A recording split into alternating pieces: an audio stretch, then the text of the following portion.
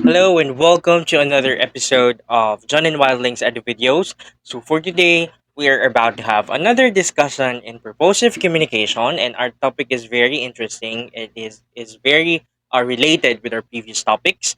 So our topic is varieties and registers of spoken and written language. So malalaman natin ngayon the difference between spoken and written language. So ano nga bang pinagkaiba nila?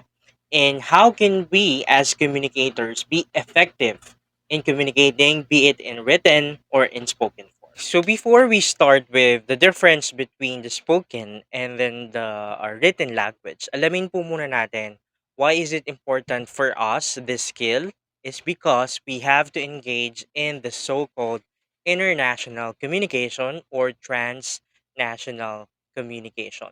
So ano po ba ang kahalagahan ng communication process na ito? So let's discuss that. So according to Davis and Yagmore, communication has become so fluid and boundless, and this is due to increasing effects and influences of globalization. So ulan naman natin ngayon na dahil tayo ay napakamoderno at we are very innovative in terms of technology. So ang nangyari po sa communication is instead of being a static and a one-way or two-way dialogue, okay po? Ang communication po is naging fluid. So when we say fluid, it is very dynamic. It changes almost every day, every instant, okay? Every second. So napakahalaga po sa atin dahil napakabilis magbago ng communication processes. It is vital for us, tayong mga speaker, okay, na maging flexible din and fluid when it comes to communication. Okay? Hence, reintroduction and strengthening of multimodal and cultural tasks among learners is necessary. So napakahalaga po na talagang maging multiculturalist ang bawat isa. With that in mind, let's have this particular concept na na-discuss din natin nung nakaraang mga weeks, which is intercultural or cultural competence. So what do you mean by cultural competence? This is the use of an appropriate language which is a way of conforming to another culture. So alam natin yung katanggap-tanggap na pananalita, okay? Katanggap-tanggap na mga salita on a particular language or in a particular culture. And when we have that ability, we have the what we call cultural competence. Okay? Napakahalaga po ng pagkakaroon natin ng cultural competence, specifically you as college students in the real world, hindi lang po mga Pinoy ang ating may encounter. Okay? People of different culture, different socioeconomic statuses, and even people of different gender. Okay? So, lalo na po ngayon, we are encountering the members of the LGBTQIA+, which is accepted in our society. So, kailangan alam natin yung appropriate. Now, tingnan naman natin ngayon. Sir, do we really have to know the language of that particular culture para magkaroon po tayo ng cultural competence? Okay, as you can see in the slide, you may have assumed that when you learn the language of others, you also learn their culture. But take note, this is not always the case. Okay? This is not always the case. Hindi porket alam na natin yung language, we somehow know their culture, is alam na natin yung lahat about their culture or kilala na natin sila. That is why you can learn a lot of cultural features, but it does not necessarily teach you sensitivity and awareness or even how to behave in certain situations. You may learn a language, marunong kang mag-nihaw, marunong kang mag-au revoir, okay, marunong kang mag-bonjour, but it does not mean, okay, na marunong ka na makipag-communicate sa kanila. Why? Because you cannot learn sensitivity and awareness in an instant. That's why this subject is here, and this subject will help you para ma-develop natin yung ating sensitivity and awareness to different cultures. That is why the key in having intercultural competence is attitudinal change. Okay, kailangan tayo magkaroon ng attitudinal change through the use of language. Diyan po papasok yung dapat alam na natin ang varieties or registers ng spoken or ng written language. Kailangan alam natin ano ba ang characteristic ng spoken language versus written language. So malalaman natin yan on our discussion for today. Okay. So alam na natin last time na ang pagkakaiba ng spoken and written language. So written common sense, sinusulat. Spoken, dialogue, or pakikipag-usap natin on a speaking voice. So yun po ang pagkakaiba nila. But how do we really differentiate these two forms of language? So alamin natin, there are two main factors that distinguish spoken from written language. The first one is the actual situation or the context, and next one is the purpose of communication. Again, it differs between the context, okay, and the purpose of the communication. So as we go along our discussion, aalamin natin itong two factors na ito. Yung context or the setting in which this communication occurs, and also the purpose, bakit ginagawa ang communication na ito. Okay, so let's proceed with spoken language muna. So, i-consider muna natin yung spoken language. So, ano po ba ang characteristic ng spoken language? First characteristic is, spoken language is mostly maintained in the form of a dialogue. Okay? Again, spoken language is mostly maintained in a form of dialogue. So, what do you mean by dialogue? It came from the Greek word dia, or the prefix dia, which means two. Ibig sabihin, it involves two participants or two parties. So, hindi naman po sinasabi na lagi ang spoken communication ay through dialogue or lagi kang may kausap. Kasi pwede ka rin namang makipag-usap sa sarili mo. But sinasabi dito that spoken language is mostly, okay, in most cases, lagi po itong in a form of dialogue. I am talking to you, I am talking to my family, talking to another person. Spoken language po ang involved dyan. The next characteristic is spoken language utilizes human voice and all kinds of gestures. Again, it uses the human voice and all kinds of gestures. Sa spoken language po, dito mo mai-express talaga yung sarili mo. Magagamit mo yung tone of your voice. Either you use a high register of your tone or a low register, okay? Or you could adjust your pitch, okay? Or your voice quality or the texture of your voice. Lahat pong 'yan, okay, ay part ng spoken language. At kasama rin po diyan ang gestures. Okay, gestures na ginagamit natin, okay, when we are speaking towards another person. And idagdag na rin natin dyan yung kahit yung facial expressions natin when we are talking, okay? The movement of our eyebrows, okay? The eye movements, okay? And sometimes yung ating mismong facial expressions, okay? So those are characteristics of spoken languages. Let's proceed with the next slide. Okay, so here are some of the other characteristics of spoken language. The first one is it presupposes the presence of an interlocutor. So, what do you mean by an interlocutor? This is simply the person who is engaged in the communication process. So, ano po ibig sabihin yan? Sa spoken language po, nandyan po ang physical presence ng communicator. Kasi ako, I am physically present and I am talking to you. And that's the reason why physically present din yung mga magkakausap or engage in intercultural or interpersonal communication. But let us remember, spoken language is spontaneous but momentary. What do you mean by spontaneous but momentary? So when we say spontaneous, it is continuous, you are free, you can almost say anything you want. Okay, 'pag po spoken language. Kaya kong sabihin yung gusto kong sabihin, okay? Why? Kasi wala akong fino-follow na format, okay, na format or grammar when I am speaking. Okay. Unlike sa writing, meron tayong fino-follow na technicalities and format. But kahit na spontaneous or tuloy-tuloy, it is momentary. Pag sinabing momentary, it vanishes. Bakit po? After mo magsalita, yung sinabi mo is it vanishes, tapos na. Okay? It it might be retained in the memory or the cognitive system of your receiver, but wala kang actual or physical record ng conversation. Pwede na lang kung i-record mo. But ideally, it is momentary. Okay po? Next, it widely uses intensifying words. Okay? What do we say intensifying words? Sa ating pong parts of speech, we have intensifier. Okay? When we say intensifier, these are words such as adjective, sometimes curse words, okay? And mga palabok na salita. We can say, oh my God, okay? Or we can even say, uh, some intense adjectives when we are speaking. Okay, napakagrabe. Okay. So very much. Okay. We use although grammatically incorrect, pero in spoken language it is acceptable because naintindihan naman natin yung ibig sabihin. So, yun lang yung pinopoint ng third bullet dyan. In spoken language, you can use intensifying words. You are more free to use intensifiers compared to written language.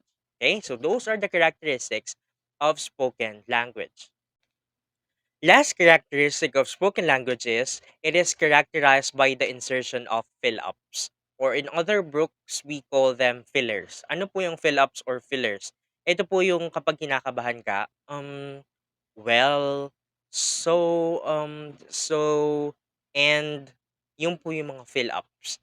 At ito po ang isang classic characteristic ng spoken language. Pag po tayo nagsasalita, hindi may iwasan na magkaroon ng mga fillers, lalo na kapag iniisip natin yung gusto nating sabihin. But in written language, hindi po pwede ang mga fillers, okay? Because we are following a certain format, okay? So yun po yung characteristics of spoken language.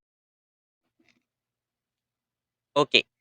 So let's proceed with the varieties of spoken language. So ngayon, kilala na natin or alam na natin yung characteristics of spoken language. Alamin naman natin ngayon ano yung iba't ibang varieties or gamit ng spoken language. So basically, we have five varieties. Interactional, referential, expressive, transactional, and phatic. Let's proceed with the first one is interactional. So what is an interactional variety of spoken language? This emphasizes the social function of language or spoken language. When we say interactional variety, ito yung extent na ginagamit natin yung spoken language when we interact with our social dealings o social relationships. Next variety is referential. So when we say reference or referential, we are referring. Kaya nga po yun yung keyword ng reference, referring. So when we say referential variety, this is pertaining to objects or abstract concept. Ito yung ginagamit nating spoken language to pertain or to refer to other things. Things that are present sa ngayon or present sa ating abstract mind like death, love, okay, hate, relationships, yun po yung referential. We use the language to refer to a particular thing or concept. Next is expressive variety. Okay. Expressive variety of language is from the word itself, using the language to express yourself. You could show a judgment of a particular concept or thing, or you could express feelings regarding concepts or objects. Okay. Next is transactional. When we say transactional, this particular function or variety of language is concerned mostly by needs and wants. Okay. It is controlled mostly by needs and wants. Kaya ka nga nakikipag-transact from the word itself is for you to have what you want and what you need. Transactional variety of spoken language is mostly used, ginagamit po itong variety na ito when we are dealing with business and when we are simply purchasing goods, okay, when we are on the marketplace, we use this variety of language. Okay, yung tatawad tayo when we haggle for the price, when we bargain for the price, when we are shopping, we use transactional. Okay? Next is phatic. What do we mean by phatic? Phatic is a small or plain talk. Okay, so when we say phatic variety of spoken language, this is inducing goodwill or nag-open ka ng good talk or ng communication with another person. Ito yung ginagamit natin halimbawa to lighten up the mood or to break the ice. Phatic. Halimbawa, uy, friend, kumain ka na ba? Kumusta ka na, friend? Tapos ka na ba sa assignment mo? Those phatic phrases, okay po, or small or plain talks, although it is simple, it starts a communication. So, pag sinabi po nating phatic, ganun po, nagsisimula ka sa plain talk, you are keeping your communication lines open. Okay? So, those are the five varieties of spoken language. Now, let's proceed with the characteristics of written language. Punta naman po tayo sa written language. So, ano-ano ba ang mga characteristic or traits ng written language? The first one is, it presupposes the absence of interlocutor. If you may recall, kanina may presence sa spoken. Sa written, may absence ng interlocutor or nagko-communicate. Why? Kasi written na nga, nakasulat na. So the interlocutor don't need to be physically present para ma-communicate yung gusto niyang sabihin. Kasi nga, nakasulat na. It's written. That's why there's no physical presence of an interlocutor. Okay? Next characteristic of written language is it is maintained in the form of monologue. Okay? It is maintained in the form of monologue. Why? Kasi parang nakikipag-usap lang sa'yo yung sinulat mo sa paper. Okay? It is monologue. Nakikipag-communicate sa'yo yung nakalagay sa paper. You are just merely reading it at hindi necessarily na may kausap ka. Kaya monologue po. Okay? Maliwanag po tayo dyan. Next, it is more carefully organized and more explanatory. Okay? Bakit nga po siya carefully organized and explanatory? Okay. Tingnan nyo na lang yung module natin. Okay? Alam naman natin, module legends tayo ngayong pandemic. Let's look at the module. If you're going to look at your module, written po ang language na ginamit dyan. Why? Kasi nga nakasulat. It's obvious. Very obvious. It is written. Pero bakit kailangan carefully organized? Because it is designed na maintindihan nung nagbabasa yung module. Kasi wala nga yung presence ng interlocutor. It is meant na basahin at maintindihan kahit walang taong nagtuturo. Okay? That's why you should be careful in organizing. Kailangan step by step may instructions at kailangan ini-explain mo detail. Okay? So, ganun po yung mga characteristics ng written language. Let's proceed with the next characteristics of written language.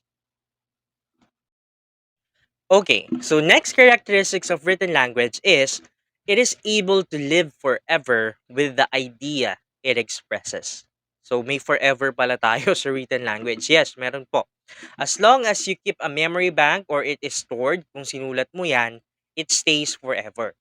I-compare natin sa with spoken language before. Sa spoken language, sabi natin, it is spontaneous but momentary. Pag natapos mo ng bigkasin yung gusto mong sabihin, it vanishes. Wala kang physical evidence, wala kang physical record. But in written language, it is able to live forever kasi meron kang record. Kapag ka-chat mo si crush, chinat mo siya, kahit na-delete mo na yung message, di ba? Ngayon sa messenger, kahit inansend mo, pwede pa rin niya mabasa yun kung maagap siya. Or sometimes, if natapos na yung lapse sa messenger, pwedeng hindi mo na mabura yung message mo. So, it stays there forever. Kasi nga, it is written. Sa mga books, kung ano yung idea or concept, okay, nandun na yon sa libro na yon. Okay? Next characteristic is the writer has an opportunity to correct and improve it. Okay? The writer has an opportunity to correct and improve it. Bakit po? When we are writing, nandyan po ang Grammarly. Nandyan ang autocorrect sa Microsoft Word. Pwede nating i-correct yung gusto nating sabihin.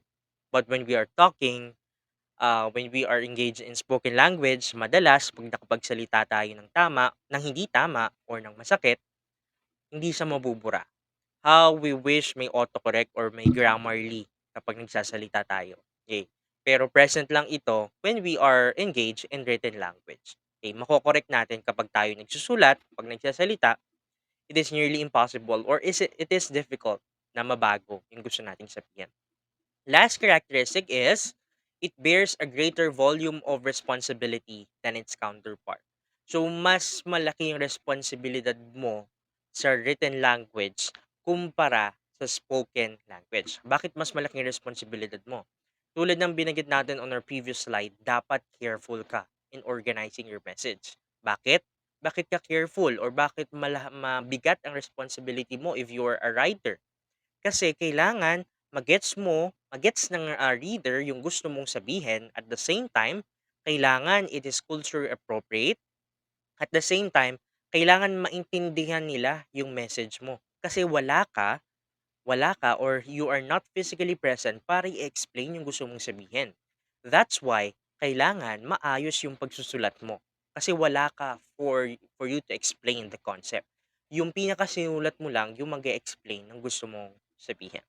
So I hope you have learned a lot about the varieties and registers of spoken and written language. So nalaman na natin yung pagkakaiba. Okay, so let's try to recap what we have learned in this episode. So natutunan natin that we must engage in transnational or international communication. Dahil sabi ni David at Yagmur, communication nowadays is fluid and it is boundless. Nagbabago-bago and it is very infinite. Okay? Next, nalaman rin natin, for us to be competent, we must possess a certain trait called cultural competence. Okay? Cultural competence. This is the ability na hindi lang natin alam yung language but we have sensitivity and awareness of a particular language or culture. Next, we have also differentiated spoken between written language. So ang spoken po is may presence ng interlocutor. Ang written language, walang presence ng interlocutor. Next, ang spoken, it is spontaneous but momentary. Ang written language, it may have the ability to live forever kasi may physical record ka. Next, in spoken language po ay nandun na nga, nandun yung interlocutor. And sa spoken language, may mga fillers ka or fill-ups like, well, so, and, okay, blah, blah, blah. May fillers. Kapag hindi mo na gusto yung sabihin mo, pwedeng may fillers. Or hindi mo na alam yung sasabihin mo sunod, may filler ka. Okay? But in written language, wala pong ganon. Ano pong meron sa written language? You must be careful in writing. Kasi kailangan maunawaan siya ng reader mo.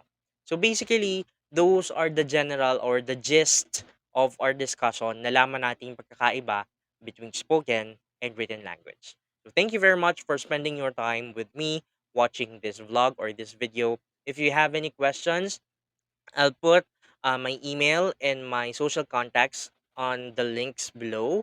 So ilalagay ko po yan sa description box. And if you have any questions, please feel free po to ask some queries on my email. Okay, so johnmatthew.loyola@cbsu.edu.ph or on my personal email, jmatthewloyola@gmail.com. So once again, thank you very much for tuning in. And this is GNEDO5, Purposive Communication. Bye po!